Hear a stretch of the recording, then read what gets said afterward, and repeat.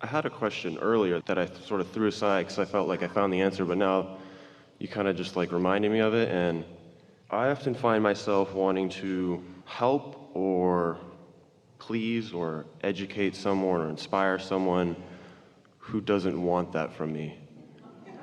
And, and You are the only one in this room.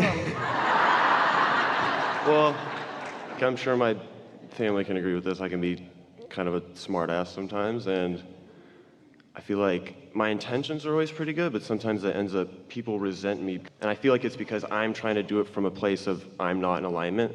Well, maybe, but not always. If you're really in alignment, you will have better timing. And if you're really in alignment, then maybe you will be received better, but not necessarily. More important to this conversation, rather than holding back the way you feel when you are tuned in, is to not worry so much about anyone's reaction to you. So the question is, are you reacting to their reaction? So let's say you're well-meaning, they don't take it well, then you react to them not taking it well. That's an indication that you weren't really in alignment. But if you're in alignment and you mean well and they don't take it very well and that's okay with you, then you were in alignment. I like that. Yeah. And all of it's happening so fast anyway. You can tell when they're asking. You're really going to like this. This is what's going on. A lot of people in your lives are asking, but they're not in the receptive mode. So they're setting you up. Because they're asking, sometimes even with their words, they're asking and you answer and then they don't want it. Right. So let's talk about this a little bit. Let's talk about it in terms of vibration.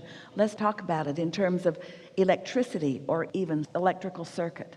So let's say that someone is asking for something and you recognize it as some level of your being. Let's say you fully consciously are aware that they're asking for something and you mean to help.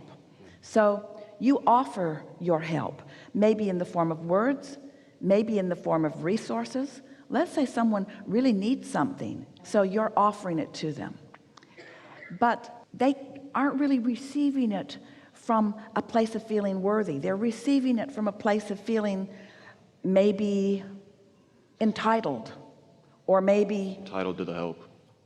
entitled or demanding of it even. It twists your brain into a knot because you're giving them what you think they're asking for, but there's blowback to you. Especially the ones that know that I want to help.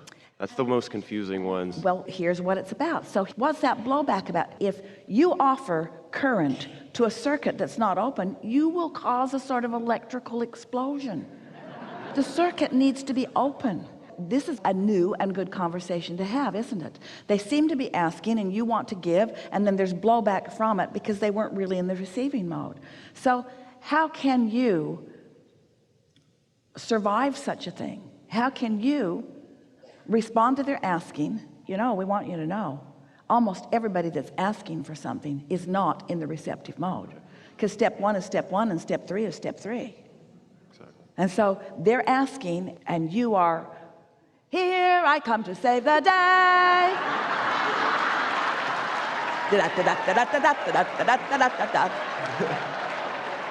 yeah. So you swoop in and you offer and it goes bad and you think, I can't win. I can't win. If I hold back, I'm greedy and unkind. If I give, there's blow. And so the key is really to be only aware of what you're doing with your circuit. Because if your circuit is wide open and their circuit isn't, then it will just flow. It will flow, not to them, but it will flow. But if you let their closed circuit affect you, then that's when that ripple negative effect happens. You just got to mind your own business. And you know what your own business is? Your own business is you being happy. And your own business could include wanting happiness for them. But what your own business can't include is whether their circuit is open or not. And you just can't stand on your head in enough different ways to make their circuit open. So it's helpful if you just say, I can't win in this because it's not my job, and then just be the giver that you are because it's nice to give, and let them be the receiver if they want to be, but hold no stake, have no dog in the fight about whether somebody's ready to receive what you're giving, because they usually aren't. Right. You know that in your cultural environment. We would like everyone to understand that there's not a finite pie that is being divided up and divvied out, where some get more than their fair share and some not as much of their fair share. It isn't like that at all. You could take the whole pie and redistribute it evenly among the population of your world, and it wouldn't take long before it had redistributed itself back based upon the vibrational point of attraction of all of the individuals involved. And so let's not talk about the pie anymore, because the pie is constantly replenished. Let's not talk about it like this finite thing. Let's talk about the receptive mode, where it just flows and flows and flows and flows. So what if someone asks and you give and they're not ready to receive? So what?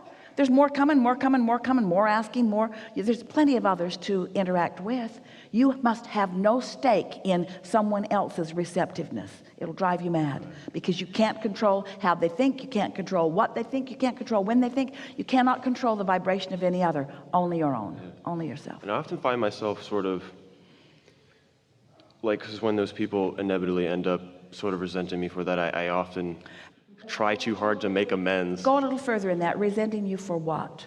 Because what I offered them as help wasn't what they maybe wanted or expected, or They're just mad at you because they're not letting it in, but they don't even have the sophistication to know that yet.